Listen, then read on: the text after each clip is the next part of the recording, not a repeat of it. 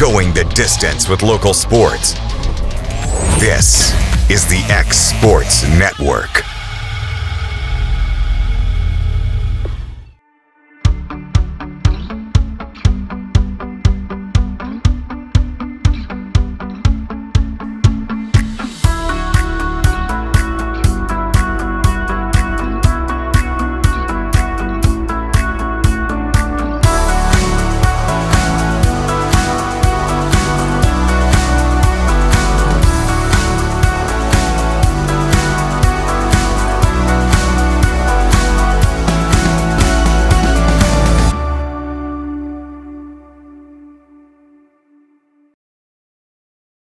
For the best meal from south of the border, head to Cocina Real in Puente Grande for lunch and dinner. With a wide array of mouth-watering entrees, there's something for everyone on the menu. And you can't forget the cheese dip. They'll treat you like family, and you'll never leave hungry. Make Cocina Real Mexican Restaurant and Puente Grande Mexican Restaurant your choice for authentic cuisine, located in Lawrenceburg, Tennessee.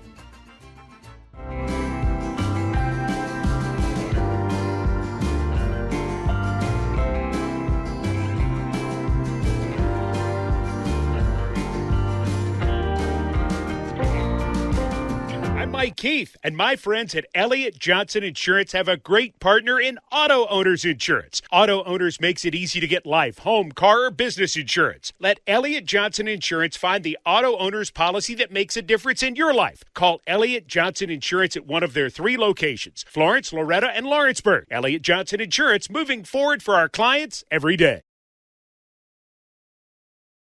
Comprehensive care with a compassionate touch. That will always be the guarantee at Encompass Healthcare in Etheridge, Tennessee. Whether you're looking for primary or urgent care, x-ray services, or weight loss treatments, the team at Encompass is equipped to serve your needs today. The doors are open Monday through Thursday from 8 to 5 and from 8 to noon on Fridays. Make an appointment with providers Kendra Brown, Tori Cox, or Ellie Brown today. That's Encompass Healthcare, located on Highway 43 North in Etheridge, next door to Chapman Tire. At C&B Linen, fast, friendly, and reliable service is our promise to you. Because you're not just a customer, you're family.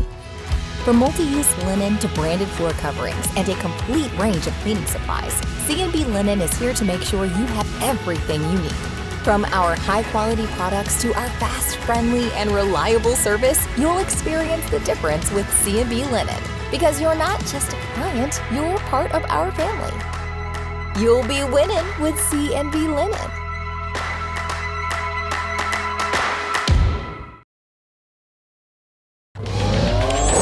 Going the distance with local sports.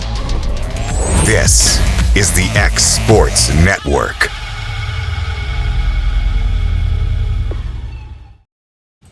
Welcome, everybody, here to X Sports Live, brought to you by C&B Linen. We got AJ Good here with Cade Schultz and Michael Marks. And guys, wrapped up another fun couple days over at Babe Ruth. Got one more week left, but we've had a couple fun weeks so far with the guys over there at Denver Trap and at Tom Cruise Field as well. Yeah, I would say last night was a blast being back out there. It had been a couple of days for me, but getting to see the Pirates-Yankees, that was a great matchup. And we even had some fun in the first matchup with the Braves and the A's. Just two great matchups. Yeah. A lot of offense, though, in that first one. Go ahead, Kate. Sorry, brother. Yeah, a lot of offense, I was about to say, and it looked like the A's was just gonna,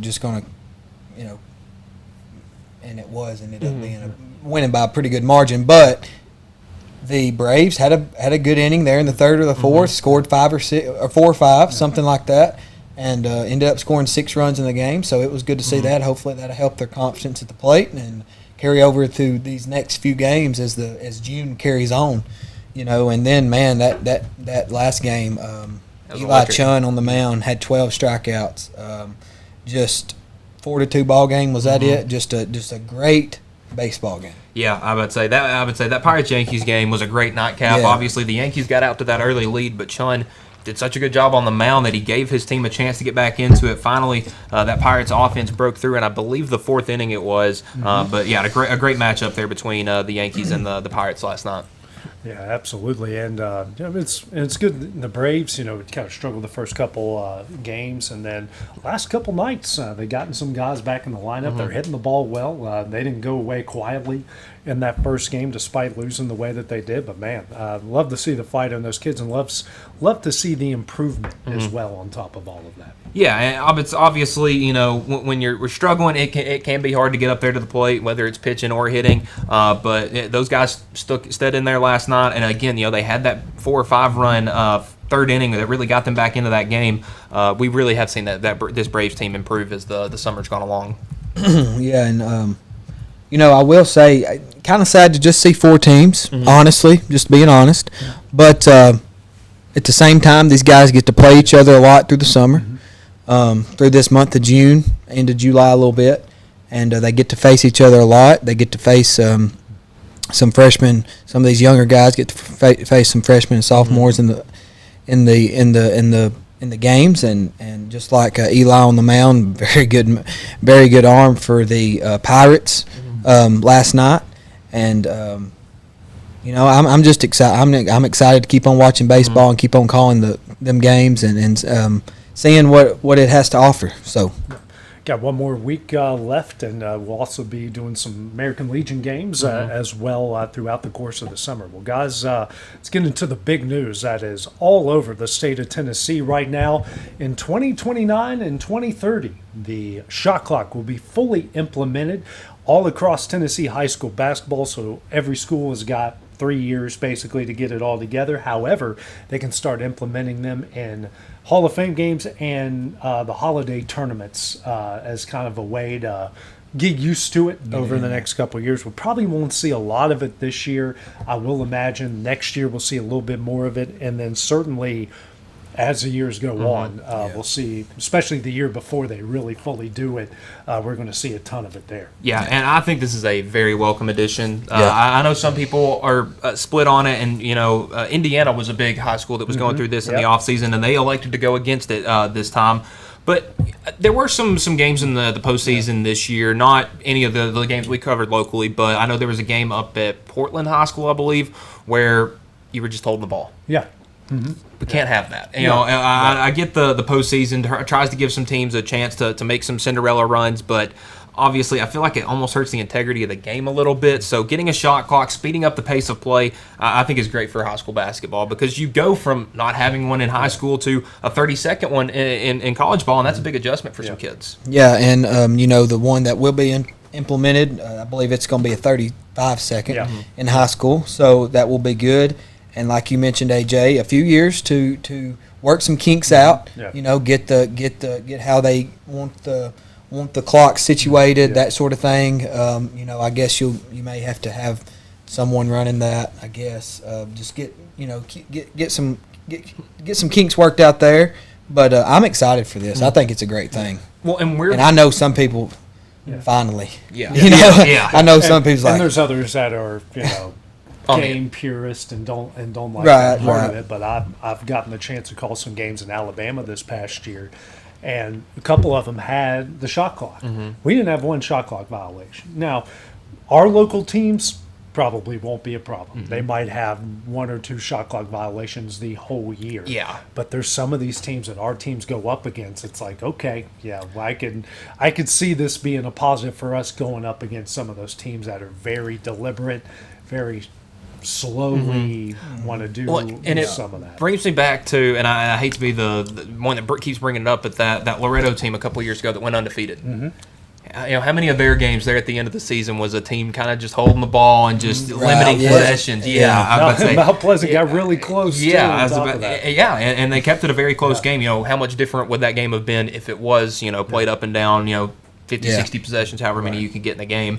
But I think this is great, and we've got Loretto already has the shot clocks up in their gym, and I would assume Lawrence County and Summertown would be able to do it just like that. So it shouldn't be a problem around here, and again, a welcome addition. Yeah, should probably be pretty easily for Lawrenceburg. You would think. As far as room, Summertown may have to move some things around, I guess, but a big problem. I don't think so either. But I think I think it's a great thing. Yeah, and something the players will definitely have to adjust to. Yeah, yeah. You know, but at the end of the day, I love that's what makes the college basketball game so special is like, man, when it goes under 10 on the shot clock and they're still passing it around, and if the defensive intensity picks up big time, the offensive kind of intensity picks up because you got to find an open shot. And right. I think the shot clock adds so much to the game of basketball, and it's just, again, it's to prevent the hold the ball. Yes. Just well, hold the even ball at the tight. end of a game and it's a 5 or 6 point game, you have teams holding it because they don't want to give the other team possession. Yeah. So, and again, I think it prevents that. It forces teams to really play until the final buzzer, and I think that this is going to lead to a lot more close finishes and exciting games for teams around this area. Yeah, you train all those years, you go through all those drills. You don't do that just to hold the ball. No. There in those situations, but again, I go back to one of the most impressive things I ever saw was Lawrence County under Joe Wilson, and they were at Marshall County, I think up 8 or 9 going into the fourth quarter, and then they didn't just hold it, they passed it around for 5 minutes. It's one of the most impressive things I've ever seen. Basically, like, we're going to make you play defense this whole time. Yeah. I know you're going to come out and put pressure on us and won't let us hold the ball, but we're going to make you try to get this thing away from us. And I was about to say, so impressive. And I have a similar memory. Loretto, early 2020, before COVID, we were playing Perry County in a district, or may not have been district tournament, may have been regular season. But Loretto had a big lead at the end of the game, and our point guard there for the last 3 or 4 minutes of the game quite literally just stood, right on the other side of half court and just dribbled. Nobody came up and pressured him. He stood there for probably 2.5, 3 minutes. Yeah. I've seen some of that go down in Hedgesville against George Washington back in West Virginia, like early 2010s. Like the championship game was like 38-35, and Hedgesville would just dribble over, just hold it, like just pass it on the perimeter forever, not even trying to get close to the basket. And they won a state championship with it. You can't blame them, but that's one of those games, and everyone goes back, and everyone in the stands and everyone in the press center is going like, this is why we need a shot clock. But then, here come the purists. Yeah. The game changes, and we need to make some adjustments here with the game. And I think ultimately it's like instant replay. People hate it initially. I think it's just something they got to get used to, guys. Yes. And sure. something we got to get used to is we probably should put a counter. Yeah. Jake can knock out. He said he brought him I'm both pregnant. of those. Listen, by the end of this, they're both going to be gone. I guarantee you. You came in. I'm like, did you get that for someone else? He goes, no, brother, those are both for me. I'm like, you're going to drink both of those sweet teas? I'm like, man, what it feels to be young again. Because if I drink both of those, my energy's through the roof, and I'm going to be at the bathroom a lot, a lot after that at the age of 41. But real quick with the shot clock, I guess I was thinking too. Maybe some schools may have to go with the walls behind the goals. Yeah. I mean, I was thinking, you certainly want to go above the backboards. Yeah. But some kind of have that weird angled Yeah, bar but in front that's of the it. thing Yeah. I was thinking. Some of them, Yeah. because over at UT Southern, I was over there this past year and worked was the PA guy for all the basketball games, all the sports, and we have a balcony that goes around, and they actually had them set up again, going up Kind of up that balcony. up that balcony, Okay. yeah. and so I don't know. Of course, that's college ball. Yeah, NAIA well, ball, but I would say there probably are going to be some high schools that have to put them on the back walls, kind of behind Maybe. the backboards. Maybe. But it's going to be, I guess, curious just visible. to see the implementation of that. Right. So Absolutely. So, also some other news coming out locally, guys, is the TSSAA kind of mulling some changes for the championships.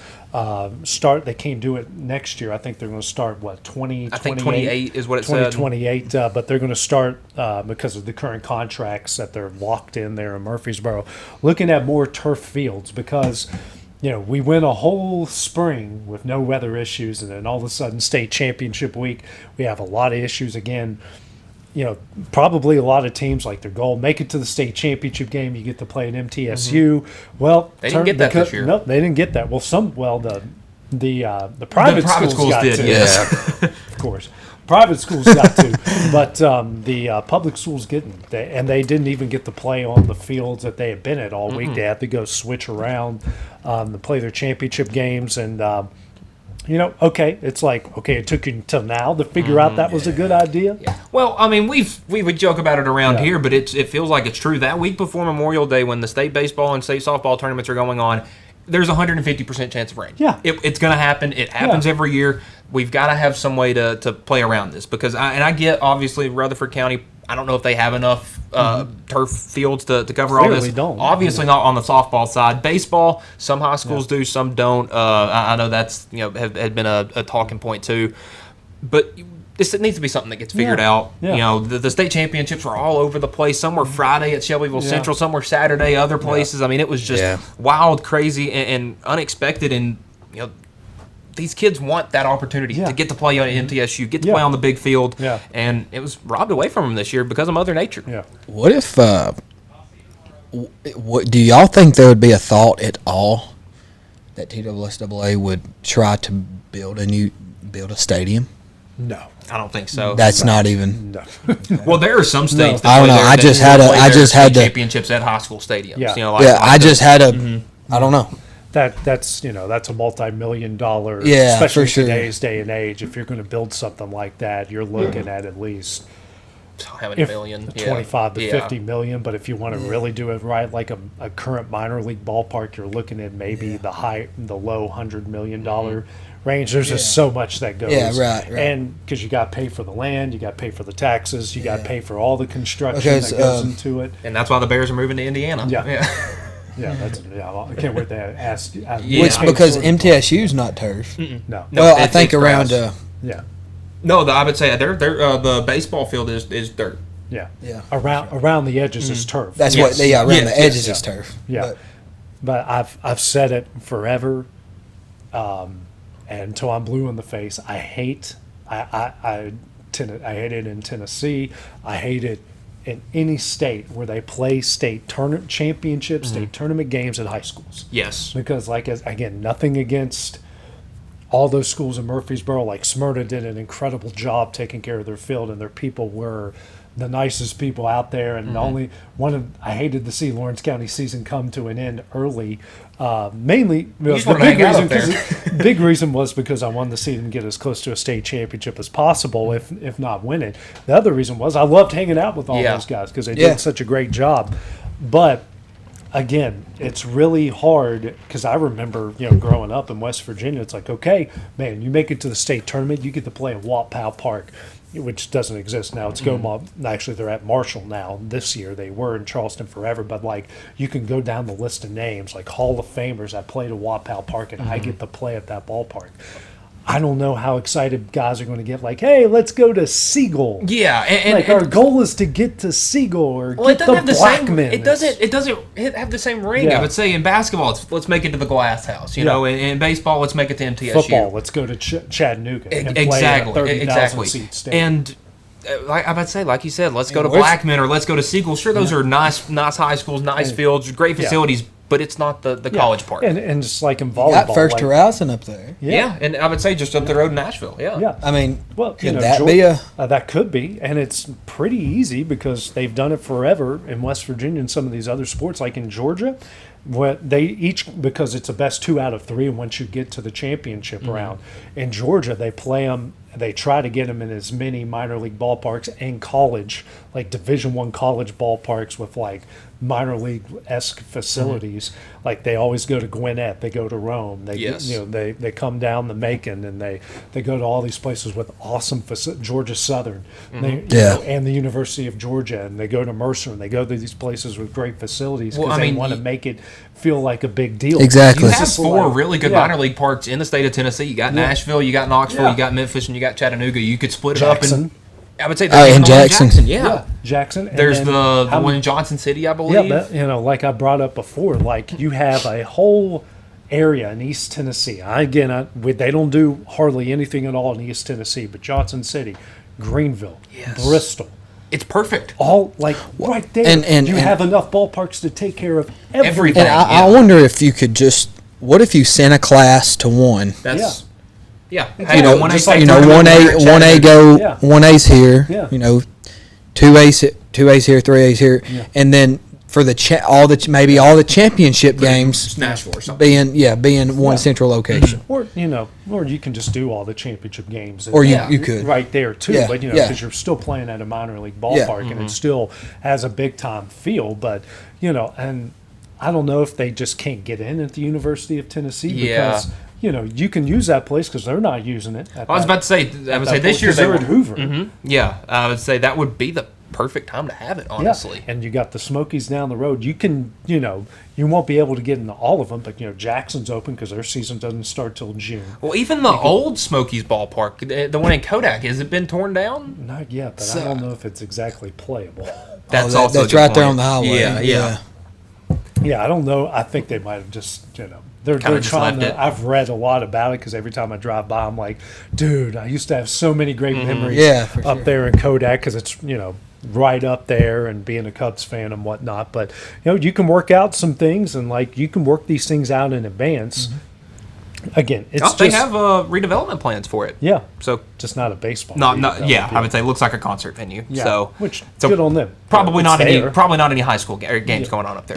But though. again, I just hate it that Glass House is great. It's fine. It's perfect. The parking is great. But Lawrence County, right across the way here, has 86 miles to get to Murfreesboro. They got a picture of MTSU. That is their goal. Wouldn't it be awesome to be like, man, how about 90 miles or whatever it is to go play at First Horizon? Yeah. Man. Or our goal is to be, we're going to play in downtown Knoxville in Yeah. the state tournament there. But instead of, hey, let's go to Smyrna. Yeah, well, I agree Nothing with you. against Smyrna, nothing against Riverdale, Blackman, Siegel, all of these places. They take care of their facilities. They do a great job. I'm just looking at it But from, it's not. Yeah. It's not a college or a Yeah. professional ballpark. I hate to say it And this honestly, way. though, they're probably looking at it the same way. Yeah. I would assume. Yeah. Yeah, again, you want to go there and you want to win, and you'll play it in a parking lot. Yeah. I get all of that. Yeah. But if I'm leading the TSSAA, I want to put this in my best ballparks I have in this state. Well, because these even if I've got to go to Memphis and play in a AAA ballpark, Well, or go 'cause- play at the University of Memphis, they have you great got facilities. you got Farragut that has won 15 state championships Yes. since the Yes. late 80s. You were going to have every single big league scout and a Yeah. bunch of college scouts there to watch them. Put them in a nice ballpark. Yes. Give them this. I would say, hey, I think a Yeah. scout would love to see a high school kid playing in a minor league ballpark Yeah. to see how that translates to the college level. You got Jackson, you got that USA ballpark in Memphis. That's awesome. And Yep, you got the yep. Redbirds down the road. There's 3 ballparks there. Right I'm sure there. you can find a couple others to field everybody. I think that USA field's that is all turf. Too. Yeah. So It's- as far as rain, and rain same, goes. and same on the softball side. How many travel ball tournaments are played at some of these places now? And then we go to one that have to put up a chicken wire fences. Yeah, Again, this is your state tournament. Should be in your best venues. exactly. I just I can go on for days about that. Like in Pennsylvania, it was a big deal when they switched football to the state football championships that they used to play at Hershey, right next to Hershey Park. Hershey Stadium's huge, and they've done some stuff at Penn State and some other places. But the state tournament, the state championship game started being played at a couple high schools around Harrisburg. And people are like, because there's one side of the bracket, the Western Pennsylvania, called the Whippeals, WPIAL, they play, which is like the region. They play the region championship games at Heinz Field. And you still got That's 3, insane. you still got 2 more steps to get to the state championship game, and then you go play at a stadium. Like 2 steps ago, you're playing where the Steelers play, and if you keep winning, you go play at a high school. And people That's all up in crazy. arms in Pennsylvania about that. Oh, we're playing at college stadiums all the way up to the championship game, and now you're playing at a high school? That's crazy. Again, I can go on for days about that. I won't. We'll talk about that another time. But coming up next, guys, another wild night, Stanley Cup Finals, and plus we'll take a look at the game 4 of the NBA Finals going down tonight. That's coming up next here on X Sports Live, brought to you by C&B Linen. For decades, First Class Charter has provided high-quality motor coach transportation services to the Tennessee Valley. With numerous safety and cleanliness accreditations, First Class Charter is ready to make your group trip a reality. Contact us today by visiting firstclasscharter.net. First Class Charter, the official motor coach company of the North Alabama Lions.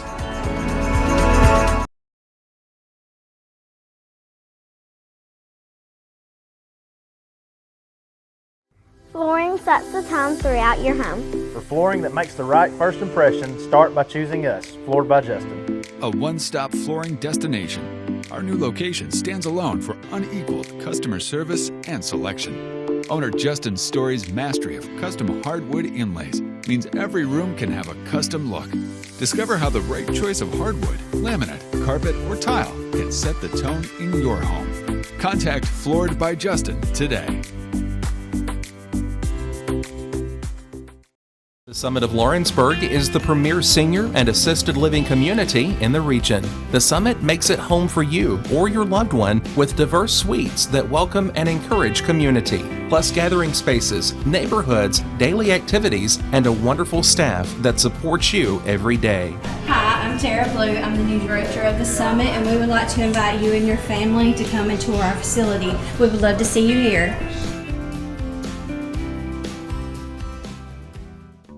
There's no job too big or too small for Gonzalez Lawn and Landscapes. Owner Chris Gonzalez works hard to make your commercial or residential properties one of the neighbors will envy. You won't find a lower price anywhere else, and that's a guarantee. We offer mowing, landscape removal, small construction jobs, and more. Our team is licensed and insured to ensure the best work for Lawrence County and surrounding areas. Your satisfaction is our goal. We won't leave until you're happy. Call today to set up a free quote.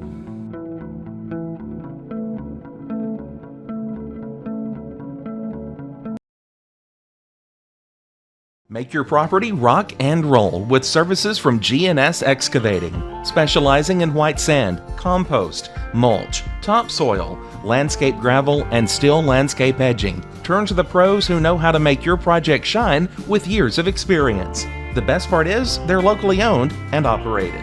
Choose from a vast selection of mulch and rock from their conveniently located facility at number 3 Valley Road in Lawrenceburg, just off Buffalo Road. Phone 931-279-3841 and get started today. Hey, this is Phil Hooper. Get the look you want for your favorite school, church, or business with apparel from HD Ink Screen Printing in Leoma, Tennessee. Got a logo you need embroidered or screen printed? Let HD Ink give you the professional look that sets the bar in today's world. We do fundraisers and custom designed apparel and so much more. Call today, 931-201-2961, or come see us at our new shop located at 26 Ingram Road in Leoma. Remember, HD Ink for the look you want and the look you deserve. At C&B Linen, fast, friendly, and reliable service is our promise to you. Because you're not just a customer, you're family. From multi-use linen to branded floor coverings and a complete range of cleaning supplies, C&B Linen is here to make sure you have everything you need. From our high-quality products to our fast, friendly, and reliable service, you'll experience the difference with C&B Linen. Because you're not just a client, you're part of our family. You'll be winning with C&B Linen.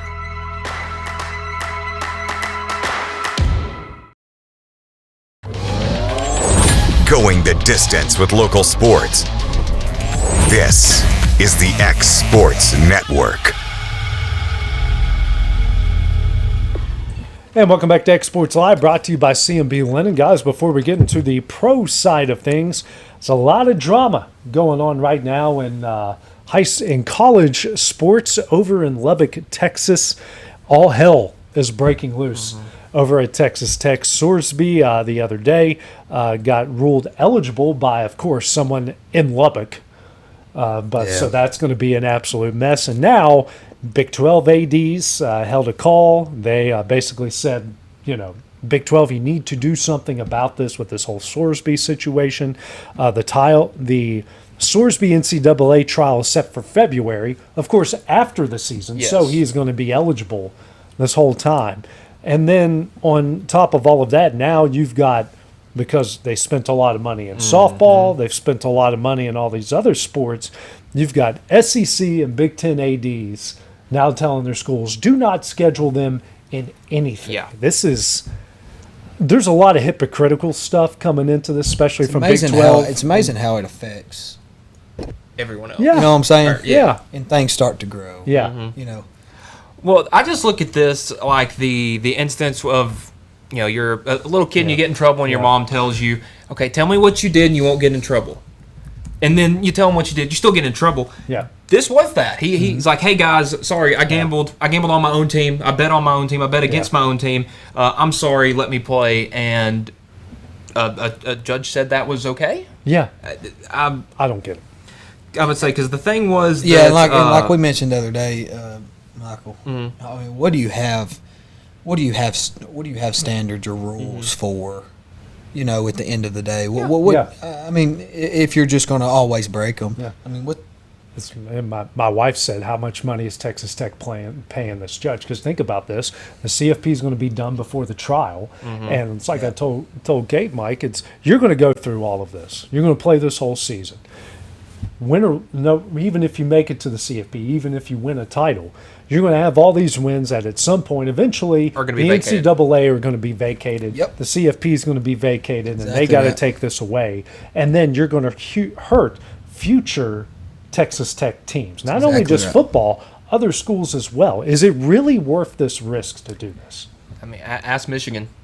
And they exactly haven't what been the same since. No. Yeah. I really don't know because you know, look at like some of the quote that there would be irreparable damage done to him if he didn't play this year. The NFL literally set up where he is able to join the supplemental draft in I believe the beginning of July. Yeah. Yeah, and after looking at, sorry, brother. No, you're good. You're good. After looking at some other things, AJ, I mean, I don't know if it would really hurt him all that much, you know. And then they, they justify it, and they're saying, well, we'll give him 2 games, you know, and then he can come back for, I think it's somewhere in September. Yeah. Okay, it would be the Big 12 opener against Houston. Houston, you know, he can come back then, but I don't think it would honestly hurt his draft stock.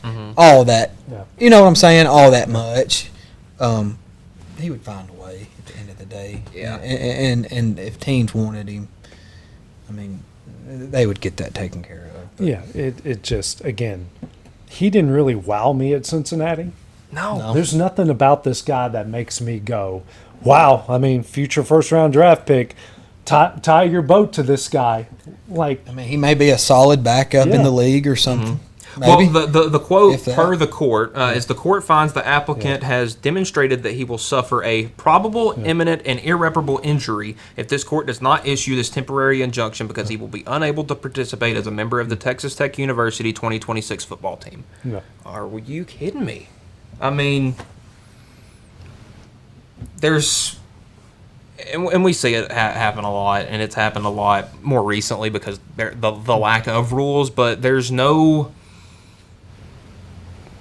honor anymore. There's no consequences for your actions. It's just say, I'm sorry, and we'll move on. and there's no repercussions. And, I mean, look at Terrell Pryor.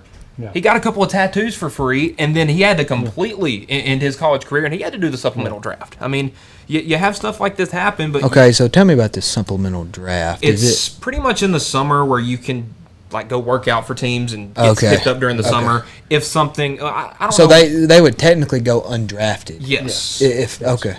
Yeah. There's a lot of different ways you can. Well, go it's weird about because that. it's The not like money's not an different. every year thing. It's not like the first pick in the supplemental draft is. Some teams never pick at all. Yeah. In the draft. Because they don't have it to, was I don't know. 2023 or 2024 the last time anyone was selected, so it's been a while. Yeah, it's been a while, and plus the money's different on top of it at those levels. Yeah, it's like a rookie minimum. Yeah. Well, guys, to some basketball before we get into the actual games going on. LeBron James, in an interview with Time Magazine, I'll just read it straight from ESPN. As he nears the end of his storied NBA career, LeBron James continues to stand as arguably the greatest basketball player of all time. James was asked about the inevitable GOAT debate surrounding him and Michael Jordan during recent interviews with Time. I'm not taking nobody over me, James told Time as part of his wide-ranging profile published Monday. There's no question. James acknowledged that the NBA's other all-time greats, including Jordan, likely think that they are the GOAT, but I think Mike will say the same thing. James said, rest of soul, Kobe would say the same thing. Magic, Bird, Shaq, the late great Wilt, Kareem. I don't think none of us are going to take somebody else. James circled back to himself. However, at the end of the response, there's a general manager and he's eyeballing all of us on the baseline with the number 1 pick. It's going to be hard not to take me, champ, he said.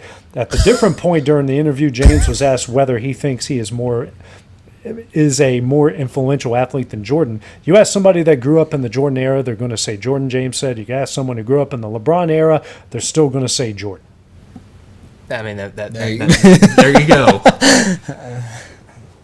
I mean, as somebody that didn't grow up in the Jordan era and did grow up in the LeBron era, listen, they made the Last Dance, I think, was great for my generation because it kind of showed us how.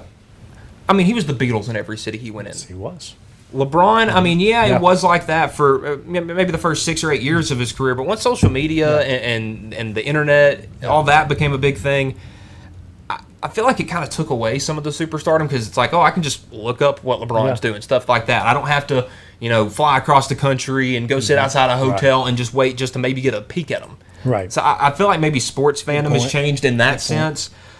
But man, the NBA has changed. You're right. Somebody posted, it was a couple months ago. It was like the first 3 minutes of Game 6 of the 1998 NBA Finals.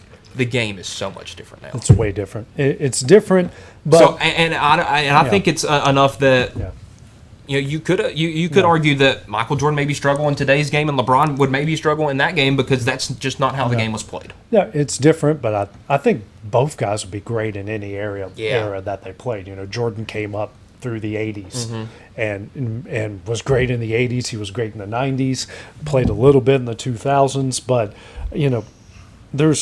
Michael was just so skilled in everything that he did. He took everything seriously, and the guy was just a dog.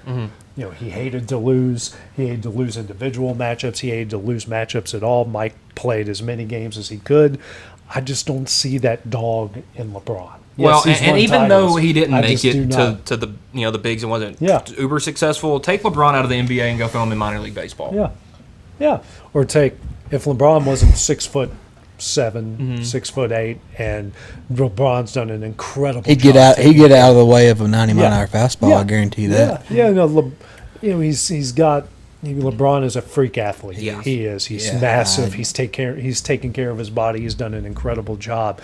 But there's some things that LeBron does that I go, if you were not that size, you could not get away with Absolutely. I think there's a lot of that. And Mike was smaller than LeBron, and Mike took on every big man in his path, and I'm wondering, every dangerous defender, and ate their lunch. How much longer Jordan would have been able to play at the level he did if there was the rehab and the rehabilitation? Because I mean, the amount of stuff LeBron does to treat himself after before even during games is insane. And that's why the longevity thing. He's just played long. He's just played long. Yeah. I mean, like you mentioned, we have now. Well, things to take care of our body. When Jordan retired, it was, I'm tired, man. He just physically couldn't do it anymore. If there was a way to physically keep him able, how much dangerous the 90s could have been. He could have won 8 or 10 championships. He wouldn't have taken that break. I would love to see his Bulls going up against the Drexler and Rockets. Well, even that would have been that would have been an incredible series. I would have loved to see that. It just. LeBron to me is a top 10 all-time great, no doubt. I will never take that away from him. But, here's what I always say. If you need a last-second shot to be made, you need a clutch shot to be made, give me your list of guys. Jordan's one for me. Give me Bird number 2. Give me Kobe number 3. If it's a two-pointer, give me Kareem number 5. LeBron... I don't know if LeBron he'll get in my top 10, but he's maybe getting 8, 9, or 10 in that spot. I was about to say, if I need a shot at the end of the game, I'm not going anybody but Larry Bird. Yeah. Sorry. Yeah. Larry Bird. I mean, the dude walked into the first 3-point contest ever and asked who's coming in second. Yeah. I mean. Yeah. And he meant it. He was joking, but he meant it. But anyways, guys. The mentality of Kobe. the mentality of LeBron. I don't. Yeah. Even and a lot of people. Let's go to today's game. The mentality of Curry. Okay, you can kind of, and then you. I'm sorry, I meant to say the mentality of Jordan a minute ago, and then you look at the mentality of LeBron and how he plays the game. That's all. It's different. Yeah, that's all I'm gonna say. I would say Jordan was a bulldog, and LeBron will sit out for load management. That's all I'm gonna say. Yeah, not taking away, like you said about his unbelievable athlete. Yeah. I mean, I'm not taking nothing, but at the end of the day, I mean, it's Jordan. Yeah, he can say what he wants, and that's fine. But he mentioned all those names. Guess what? All those names said Jordan was the best. Right. So, yeah. There you go. Right. I would say LeBron may be the most physically demanding person in the NBA, just with what he's been able to keep up for that long. Yeah. But I also think if you could probably put maybe 3 or 4 other guys in that body, and they would have dominated. No one else in NBA history has put their foot in their mouth more than LeBron James. That would also be true. That's for sure. On top of all that, well, guys, let's get into what this Stanley Cup Finals is insane. The Carolina Hurricanes won 5-3 last night. It was 3-3, wild back and forth game, but Jordan Staal with one of the craziest goals you'll ever see in a hockey game. Whiffs on a shot, turns around, somehow hacks it in, and then the fifth goal when Carolina pulled the goalie, tried to get an extra, or Vegas pulled the goalie, tried to get an extra one, and they just got this wild carom off the boards, and it goes in the net. I mean, just so many crazy things are happening in the series, and it is fantastic. And the series is 2-2. Yeah. 2-2. Well, I mean, to make it even better, it's 2-2. I mean, this game was on something at the beginning. I mean, both teams took a double shot of espresso. Yeah. I mean, it was 3-1 after the first. Carolina put up 2 in like the first 5 minutes. Again, I was really impressed with the way that Carolina got the lead early, because it was 2-0 again, like it was in game 1. And they never relinquished it. I mean, it was tied going into the final period, but they put their foot they really put their foot on Vegas's neck really to start that third period, and were able to come away with the win. Yeah, I was really impressed. Vegas had a good second period. They come out, they allowed didn't allow a go there. Got 2 and was after the second intermission was able to have things tied up. But like you said, going into the third and for the rest of the way, I mean, it was all Carolina. They just took care of business, and so is it going back? Is it going back there? Back to Carolina. Yep. Well, and Carolina, I think, was more physically imposing in that game. They won 60% of the faceoffs. You do that, you're controlling the puck, things are going to go your way. And I'm going to say this: if Carolina didn't jump out like they did 2-0, it may have been a completely different game. I think it would have been a completely different game. Well, completely different. Because you look at the way Vegas came back in game 1, it was the exact same way. I think that it was maybe just a shock that it happened again, especially on their home ice. And maybe Carolina recognizes that they can't. I mean, they can't joke around. Right. They can't joke around, especially early, and they've got the series tied going back home. Yeah. And anything can happen. Got to win home ice from here on. Literally anything can happen, as we've seen. I would say, is it 2-2? I would say that they both won 1 on the road. Yeah, we're going 7. That 7th game is going to be the most epic one in NHL. It's already the highest scoring Stanley Cup Finals in history. So it's we've only played 4. Hey Jay, well, you think that game 7 will be a 2-1? No, 2-0. That's going to be 7-6. Okay, just double overtime again. I mean. Yeah, it's going to be crazy. I don't think I've ever watched a NHL Finals game. Yeah. Oh, I remember. But guess what, guys? You're Is it going to start this year? I'm going to this year. I remember when Nashville made it to the Stanley Cup Finals 2017 or 2018, and they only made, I think, only 6 games, maybe 5, but that was super fun. Yeah, they got to 6, but they ran out of gas and ran into a really good Pittsburgh team there as well. Game 4, the NBA Finals tonight. Nothing but road wins so far, and I said the other day that San Antonio needs that win in a bad way just to get some confidence. They need another win. I don't necessarily think they need to win this one tonight. However, if they do win this one, the whole series changes, because now you're going back home, series tied up at 2, and you give yourself a lot of confidence, because I think they figured out the Knicks at this point. Well, after game 2, I think everybody, including maybe some people in San Antonio and New York, was thinking, oh, no, this is going to be 4 games. Yeah. I'd have to agree. Yeah, I would say, because it wasn't necessarily dominating on the Knicks side, but they were handling the things they needed to handle to win the game. Well, just like we talked about the other day. I mean, Monday. I mean, if the Knicks was able to go up 3-0, it's over. It's over. Right. I think it would have been over. But the biggest determining factor so far through the first 3 games has been, funny enough, and if you would have told me this 10 years ago, I would have believed it, but it's Karl Anthony Towns. Yeah. He was amazing in college, hasn't really had that big spotlight in the NBA. But, man, game 1 and game 2, he was pretty good offensively, putting up over 20 points, 10 boards. But the way he defended Victor Wembanyama and on the offensive end, him being a stretch big and keeping Wemby out of the paint really opened it up for their driving guards like the Josh Harts, like the Jalen Brunsons to get to the rim. And that's been huge for the Knicks. But, again, Towns only 4 for 10 shooting. Didn't really give Wemby much of a reason to step out. Yeah. Kept that paint a lot more congested, and the Knicks really struggled inside. Yeah, and you look at Jalen last night. Jalen took 25, close to 30 shots. I think Jalen did. His plus minus was -9. Yeah. That's not but what you know that's your story out. yeah, exactly. Almost 40 minutes played. You look back over to Castle. You're looking at close to a triple double. You're looking at Wemby close to a triple double. Took 18 shots, made 11. His plus minus was +7, 8 boards, 6 assists. I mean, they just got the job done. Yeah, They got the job done. It was a 4-point game, but you look at the plus minuses from the Spurs starters versus the Knicks starters, and that tells you exactly what you need to know about Exactly. this game. Yes. The Spurs were better when their starters were in the game versus the Knicks. Yes. Well, guys, it's going to be a lot of fun tonight. Yeah. Looking forward to game number 4. So we will be back here on Exports Live on Friday. We'll be breaking down what happens game number 4 tonight in the NBA Finals, and we'll break down what happened in game 5 of the Stanley Cup Finals on Thursday night. So for Kate, for Michael, myself, we will see you guys on Friday. Going the distance with local sports. This is the X Sports Network.